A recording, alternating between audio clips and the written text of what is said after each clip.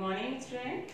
आज हम class third में हिंदी व्याकरण में चैप्टर नंबर 9 क्रिया के आपको क्वेश्चन आंसर राइट कराएंगे। कल हमने आपको इसकी एक्सरसाइज कंप्लीट करा दी थी।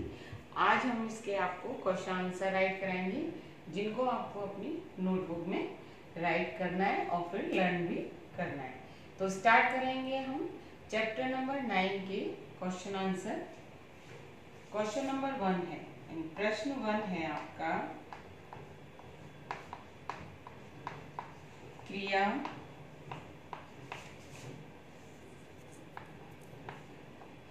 किसे कहते हैं? क्रिया किसे कहते हैं, उदाहरण सहित लिखिए।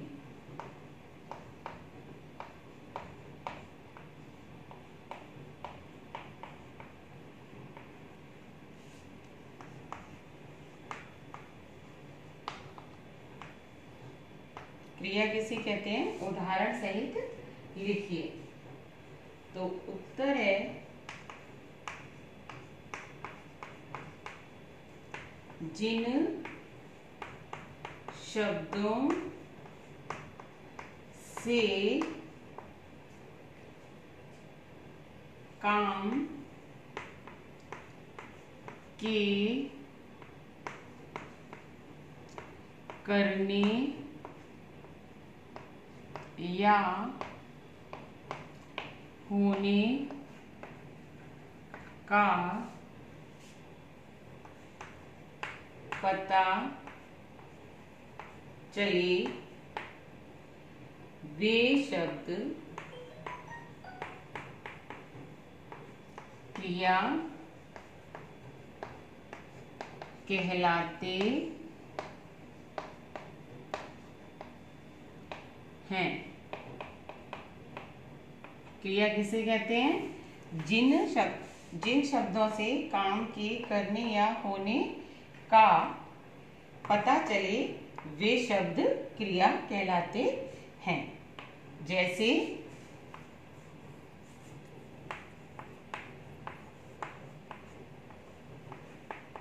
बच्चा खेल रहा है। तो इसमें क्रिया क्या हो गई, खेल रहा है, यानी बच्चा खेल रहा है। इस बात का हमें पता चल रहा है कि बच्चा कौन सी क्रिया कर रहा है, खेलने की क्रिया कर रहा है। तो वो शब्द हमारे क्रिया कहलाते हैं।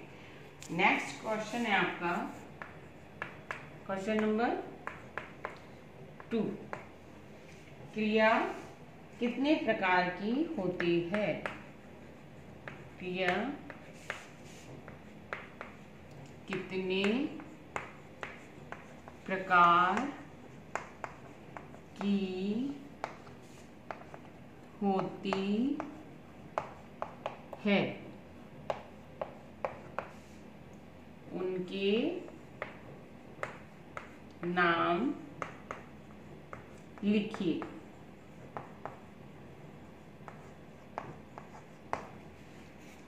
तो क्रिया कितने प्रकार की होती है बच्चों, हमने जब आपको जो चैप्टर रीड कराया था तो बताया था, और आपने भी रीड किया होगा घर पर।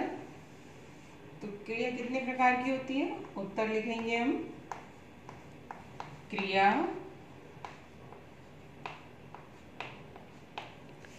दो प्रकार की होती है।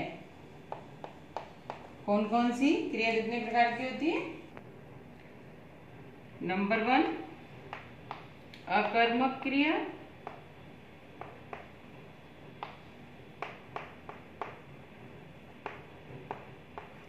और नंबर 2 सकर्मक क्रिया, जिनके बारे में हम आपको बता चुके हैं और अच्छे से समझा भी चुके हैं। ये हो गया आपका क्वेश्चन नंबर 2 का आंसर। क्रिया कितने प्रकार की होती है? क्रिया 2 प्रकार की होती है, अकर्मक क्रिया और सकर्मक क्रिया। प्रश्न नंबर 3, अकर्मक और सकर्मक क्रिया में अंतर बताइए। अकर्मक और सकर्मक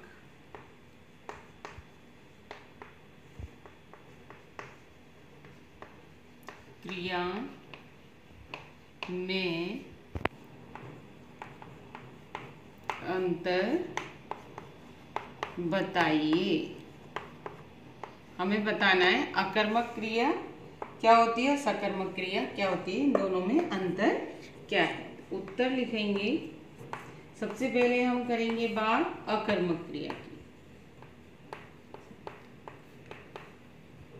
अकर्मक क्रिया सबसे पहले हम लिखेंगे अकर्मक क्रिया। अकर्मक क्रिया क्या होती है, हमने कल आपको समझाया था, जिसमें हमें किसी दूसरे शब्द का सहारा नहीं लेना पड़ता, तो वह होती है अकर्मक क्रिया। जैसे ऐसी क्रिया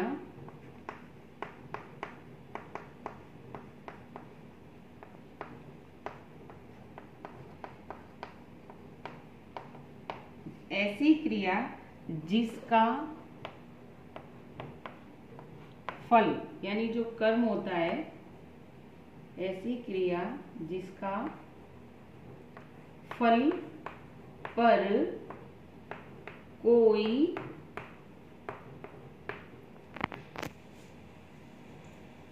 ऐसी क्रिया जिसका फल पर या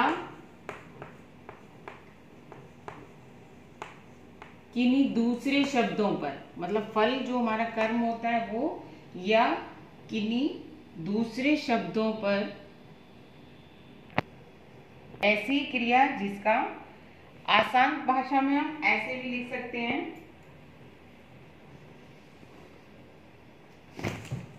भाषा में हम लिखेंगे ऐसी क्रिया जिसका प्रभाव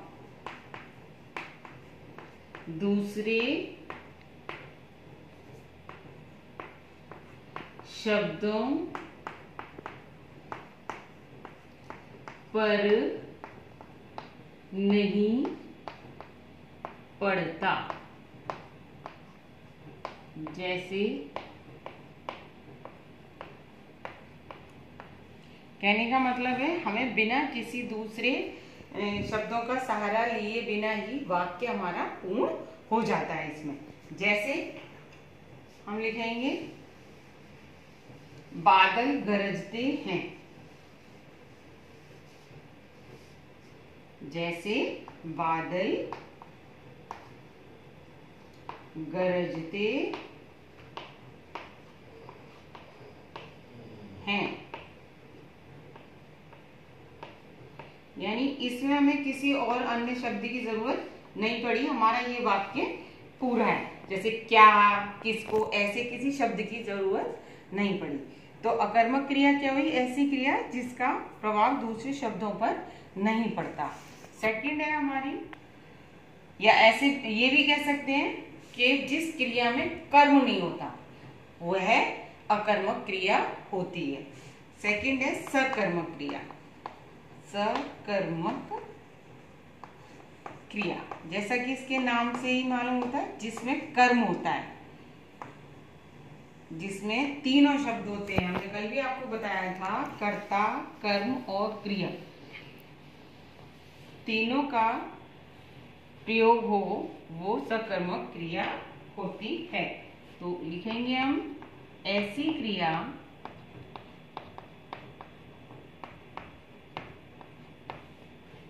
जिसका अर्थ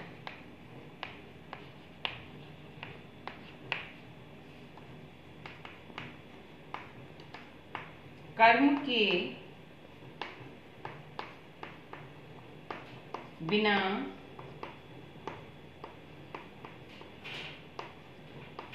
पूरा नहीं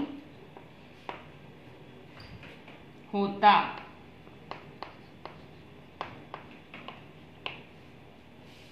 ये क्रियाएं क्या या किसको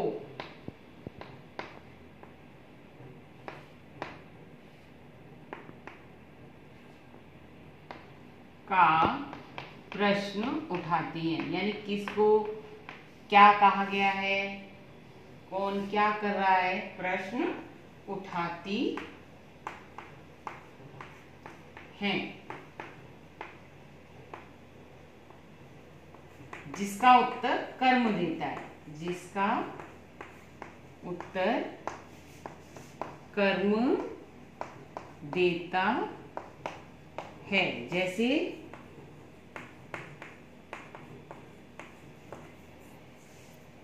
डाकिया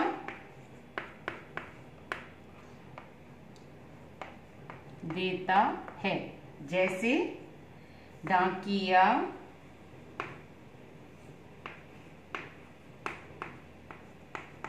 पत्र बांटता है। अब यहाँ पे मैंने आपको बताया था सकर्मक में कर्ता, कर्म और क्रिया तीनों ही होते हैं। तो डाकिया पत्र बांटता है, तो इसमें पत्र कौन बांट रहा है, डाकिया।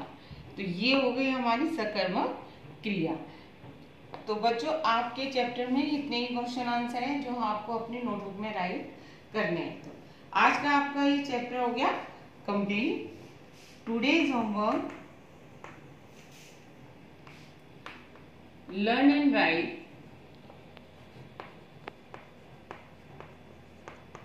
classwork in note। इसको आपको लर्न भी करना है और लिखना भी है सुंदर और साफ हैंड राइटिंग में। आज की क्लास में इतना ही। सी यू टुमारो। Thank you.